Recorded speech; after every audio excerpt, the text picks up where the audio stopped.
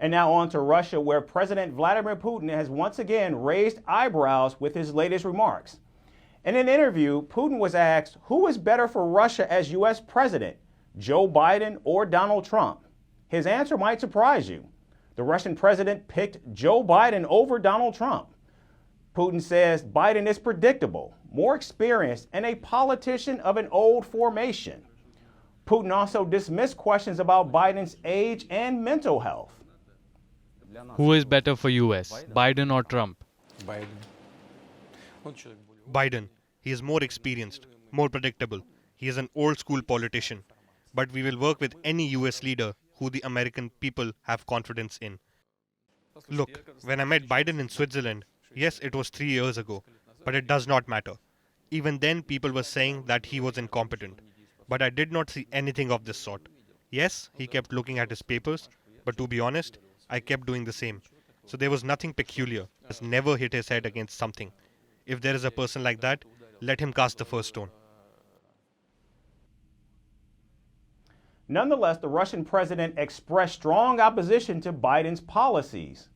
Putin said the political position of the current U.S. administration is extremely harmful and wrong. We should look at the political position. I believe that today's position of the US administration is harmful and wrongful in the highest way possible. I have said this to President Biden back then. Putin's stated preference comes despite Joe Biden's fierce criticism of the Russian president. In fact, Biden has called Putin a killer, a murderous dictator, and a pure thug. In fact, he has repeatedly said that Putin must not remain in power. Joe Biden has also slammed his likely 2024 presidential opponent, Donald Trump, of bowing to Putin. Trump has on numerous occasions expressed admiration for the Kremlin leader. In fact, in the run-up to the 2016 elections, Trump had suggested that he and Putin would get along very well. Throughout his presidency, Trump was criticized for cozying up to the Russian president. And even after he left the White House, Trump has continued to speak very highly of Putin, calling him a genius after the Russian invasion of Ukraine. Trump has even voiced skepticism about aid being sent to Ukraine. Now responding to Putin's latest remarks, Trump said, "I do get along good with him, but he doesn't want to have me." Recently, Trump also ran into sharp criticism after he suggested he would encourage Russia to attack any NATO member he thought had not paid enough money to support the bloc. When asked about Trump's statement, Putin said it is up to the U.S. to determine its role in the alliance. He wanted to force the Europeans to raise their defense spending, or, as he said, then let them pay us for protecting them, for opening an atomic umbrella over their heads, wind, and so on. Well, I don't know. Let them figure it out themselves. These are their problems. But probably, from this point of view, there is some kind of logic in this. From the point of view of the Europeans, there is no logic at all. And they would like the United States to keep carrying out some functions that are developed since the formation of NATO free of charge. It's their business. I don't even see the point in having NATO anymore. There's only one point. It is a foreign policy tool for the United States. Now, the Russian president also expressed disappointment around his recent interview with far-right American media figure Tucker Carlson.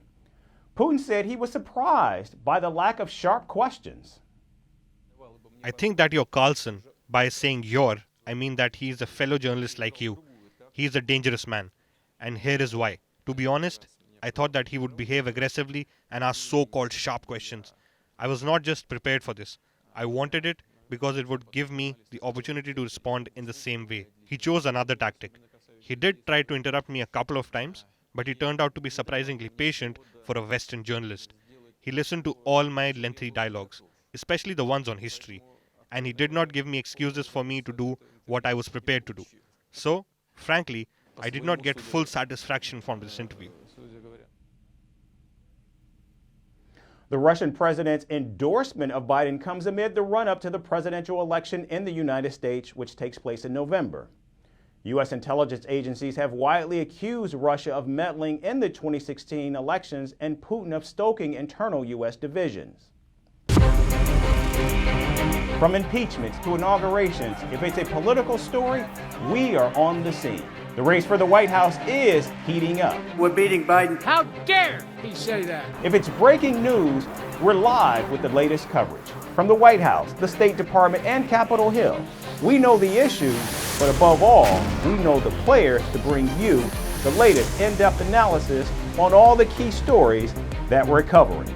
I'm Eric Ham. Join me from Washington here on First Post America.